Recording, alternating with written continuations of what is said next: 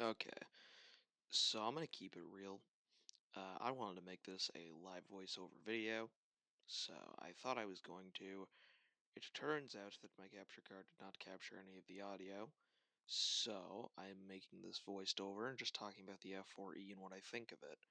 This video isn't going to really have much editing in it, it's just going to be me cutting between games.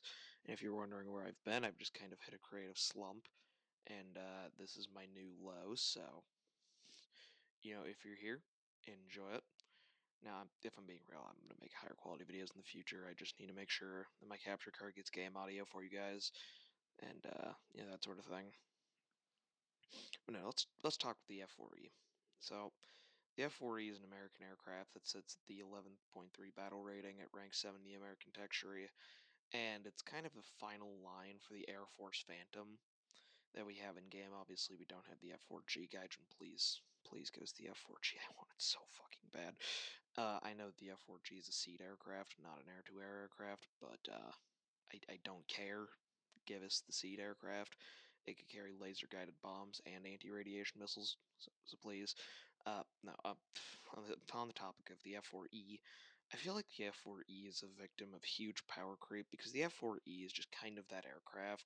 It used to be the top dog of top tier. It used to be that aircraft that you aspire to grind for, and now, people just kind of brush past it and skip it entirely because it comes, right before an aircraft that's much more capable. The F-15A, and then the F-15C, and then the F-15E, but you have to grind the F-111F, so if you want the F-15E, you have to grind the F-111F, which I will still make the F-15E video, and the F-14 video was actually in the works, and it corrupted.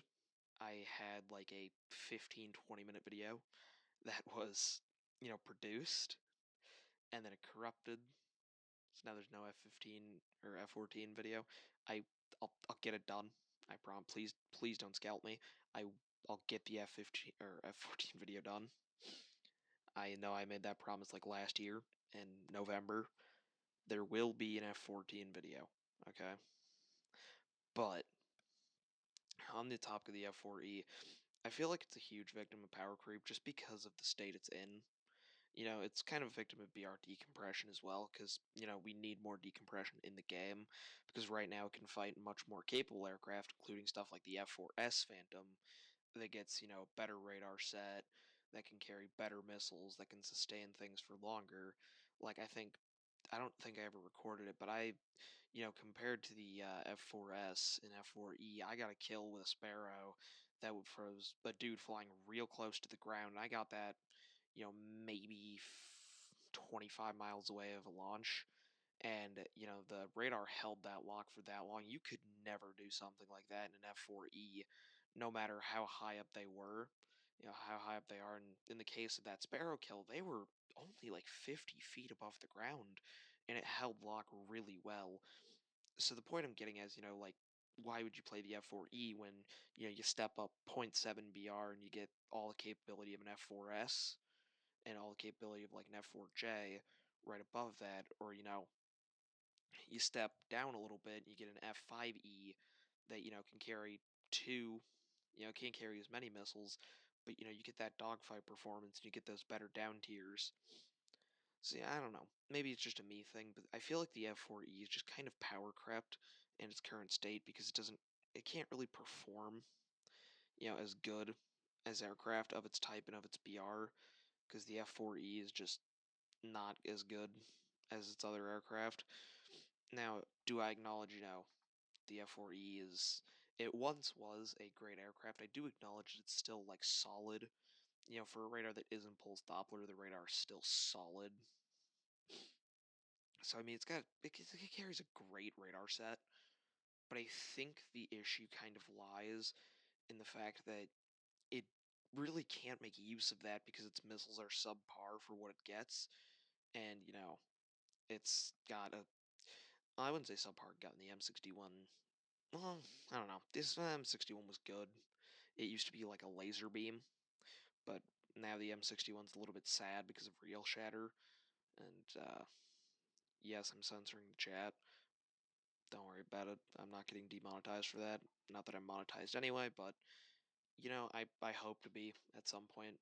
Maybe maybe break 400, 500 subs by the end of the year. I severely doubt it, but, you know, just me.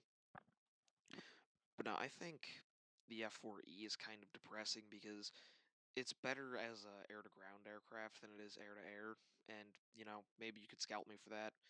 I don't know. That's what I believe because the F4E can carry, guided air-to-ground ordnance, whereas other F4s cannot, well, except the Israeli ones, but that's a whole different beast, and those can carry much better air-to-ground ordnance because the Kronos 2000 is crazy good for that. Whereas the Phantom, the E Phantom, in real life, I think the E Phantom could carry like some laser guided munitions. I don't know the veracity of that claim. You could take me up on that. I'm not sure. This is off the top of my head.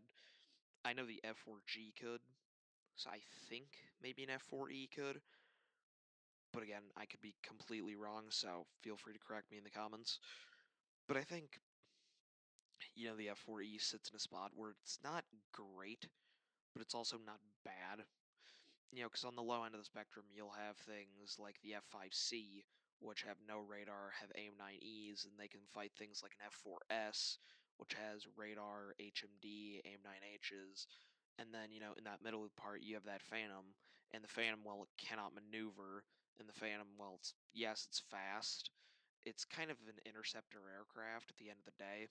You know, quote from, Vietnam, the Phantoms are getting torn apart because it's an interceptor being used as a fighter, and it's facing something built as a fighter, used as a fighter.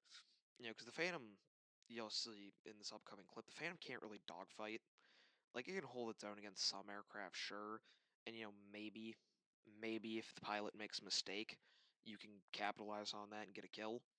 But the Phantom, it's just too heavy to actually make that, you know, capable of dogfighting. And I understand, like, if you can get the jump on someone with a Phantom, they're pretty much dead. If you can hit your shots, if you're not me, you can usually kill them. But outside of, like, the rare occasion that you do get the jump on someone fully, how often are you going in for a gun kill and not just firing a missile at them if they don't know you're there to begin with?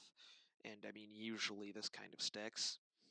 And, I mean, to be honest, getting the jump on someone is not terribly hard at this BR because a lot of people at this BR are premium players. That's kind of the saving grace of the Phantom, is it does fight a lot of premium players that are completely lost if a missile is fired at them. It's primarily American premium players that are like this. I've seen a lot of them just eat missiles, and I will admit, I was there at one point. I bought the F4S when it came out. I think I was like level 40 when I bought the F4S. I'm a bit of a hypocrite to say that it's wrong to buy the F4S when you're like low level, and I will admit that. I won't stand here and pretend to be on my high horse because, you know, as someone that did that, I didn't really bomb a whole lot in it, but it's a whole different beast. But I think the problem lies in the fact that you're dragging down a team of players. Because I will admit, I was that person that dragged down the team at one point. I was kind of dead weight in the F4S, and I've learned the F4S since then, and I've been able to use it better. And I've been able to actually get consistent higher kill games in the F4S now that I've gotten better at the game, and that I've fully researched the American texture pretty much, except for the F2A1. I'll never get it. It's for an elaborate ploy to piss off one of my friends. So, it's gonna stay red. But I don't know. As someone, I love the Phantom. I'm gonna keep it a buck. So I don't really like to complain about it. I just want to see it better. But in the state that the Phantom's in, I feel like it's kind of power crept and just kind of a tired aircraft because you know can go down, sure, but at the same time, if you go down, what's gonna be collateral damage, the side effect to that, and it can't really go up because then it becomes the collateral damage, the side effect. So the Phantom's in a really awkward spot where it's not bad, but it's not great either. And I feel like therein lies the issue with the Phantom. But yeah, this video is getting a bit long. So I'm gonna wrap it up. If you guys want to see more content like this, where I just kind of talk over gameplay, feel free. to leave a like and comment. If you don't want to see this, leave a dislike, and if you want to tell me why in the comments, feel free to. I'm not opposed to either or. And if you could subscribe and maybe help me break my goal of like 400 to 500 by the end of the year, I would be very happy. Anyway, friends, peace.